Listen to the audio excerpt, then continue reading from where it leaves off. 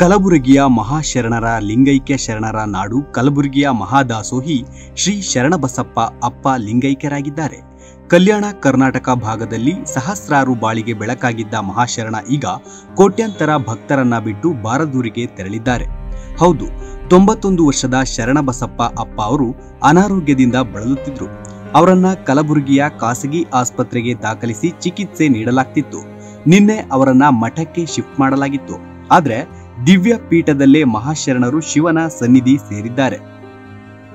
ಶರಣಬಸಪ್ಪ ಅಪ್ಪಗೆ ಕಾಡ್ತಿತ್ತು ನ್ಯೂಮೋನಿಯಾ.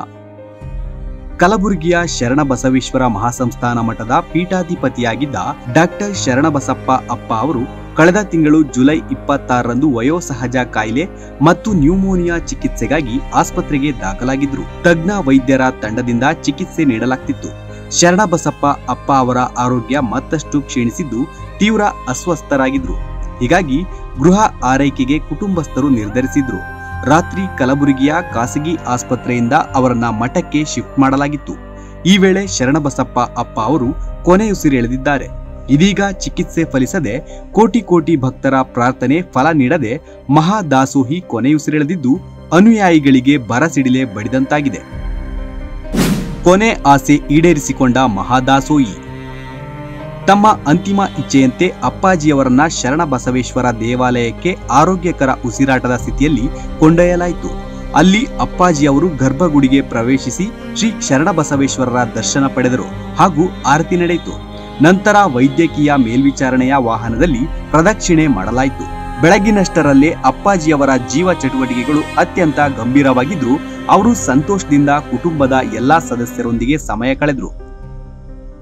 ದಾಸೋಹ ವೀಕ್ಷಿಸಿದ್ದ ಮಹಾಯೋಗಿ ಸಂಜೆ ಸುಮಾರು 7:30ಕ್ಕೆ ಅಪ್ಪಾಜಿಯವರನ್ನ ದಾಸೋಹಕ್ಕೆ ಕರೆದೊಯ್ಯಲಾಯಿತು. ಅಲ್ಲಿ ದಿನದ ಮೊದಲಾರ್ಧದಲ್ಲೇ ತಾತ್ಕಾಲಿಕ ಐಸಿಯು ಸಿದ್ಧಪಡಿಸಲಾಯಿತು. ಅಂತಿಮ ಉಸಿರಿನವರೆಗೂ ಸಮರ್ಪಿತ ವೈದ್ಯಕೀಯ ತಂಡದ ಕಾಳಜಿಯಲ್ಲಿ ಎಲ್ಲಾ ಚಿಕಿತ್ಸಾ ಮತ್ತು ಸಹಾಯಕ ಔಷಧೋಪಚಾರ ಮುಂದುವರೆಸಲಾಯಿತು. ಅಪ್ಪಾಜಿಯವರ ಆರಾಮಕ್ಕಾಗಿ ಅತ್ಯುತ್ತಮ ಪ್ಯಾಲಿಯೇಟಿವ್ ಚಿಕಿತ್ಸೆ ನೀಡಲಾಯಿತು.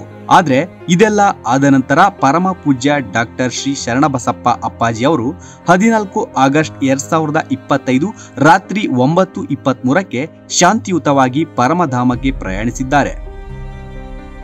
ಅಪ್ಪಾಜಿ ಅಗಲಿಕೆ ಮಠದಿಂದ ಮನವಿ. ಇನ್ನು ಶ್ರೀ ಶರಣಬಸಪ್ಪ ಅಪ್ಪ ಅಗಲುತ್ತಿದ್ದಂತೆ ಮಠದ ಕಡೆಯಿಂದ ಮಾಹಿತಿ ನೀಡಲಾಯಿತು.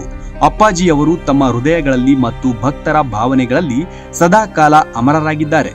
ಎಲ್ಲ ಭಕ್ತರು ಅವರ ಆತ್ಮಶಾಂತಿಗಾಗಿ ಪ್ರಾರ್ಥನೆ ನಡೆಸಿ ದೇವಾಲಯದಲ್ಲಿ ಶಾಂತಿ ಮತ್ತು ಶಿಸ್ತನ್ನ ಕಾಪಾಡಿಕೊಳ್ಳುವಂತೆ ವಿನಂತಿಸುತ್ತೇವೆ ಅಂತ ಮಠದ ಪತ್ರಿಕಾ ಪ್ರಕಟಣೆಯಲ್ಲಿ ತಿಳಿಸಲಾಗಿದೆ. ಶರಣಬಸವೇಶ್ವರ ಸಂಸ್ಥಾನಕ್ಕಿದೆ 200 ವರ್ಷದ ಇತಿಹಾಸ. ಕಲಬುರಗಿಯ ಶರಣಬಸವೇಶ್ವರ ಸಂಸ್ಥಾನವು 200 ವರ್ಷಗಳಿಗೂ ಹೆಚ್ಚಿನ ಶ್ರೀಮಂತ ಇತಿಹಾಸ ಹೊಂದಿರುವ ಧಾರ್ಮಿಕ ಮತ್ತು ಸಾಮಾಜಿಕ ಸಂಸ್ಥೆ. ಇದನ್ನ 18ನೇ ಶತಮಾನದ ಸಂತ ಶ್ರೀ ಶರಣಬಸವೇಶ್ವರರು ಸ್ಥಾಪಿಸಿದ್ರು.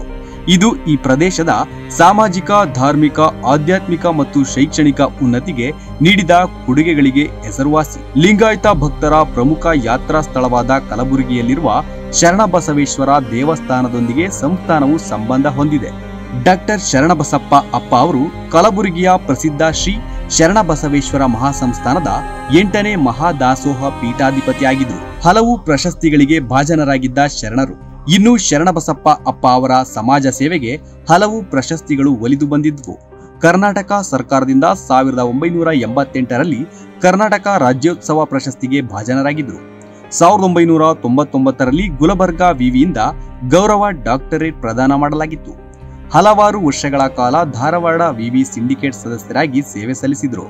ಲಲಿತಾ ಕಲಾ ಅಕಾಡೆಮಿ ವತಿಯಿಂದ ಕಲಾ ಪೋಷಿತ ಪ್ರಶಸ್ತಿ ಪ್ರದಾನ ಮಾಡಲಾಗಿತ್ತು. ಇದೀಗ ಧೀಮಂತ ಶರಣರ ಅಗಲಿಕೆಯಿಂದ ಕರುನಾಡು ಬಡವಾಗಿದೆ. ಕೋಟಿ ಕೋಟಿ ಭಕ್ತರಿಂದ ಶೋಕ ಸಾಗರದಲ್ಲಿ ಮುಳುಗಿದೆ. Bureau report, boss TV Kannada.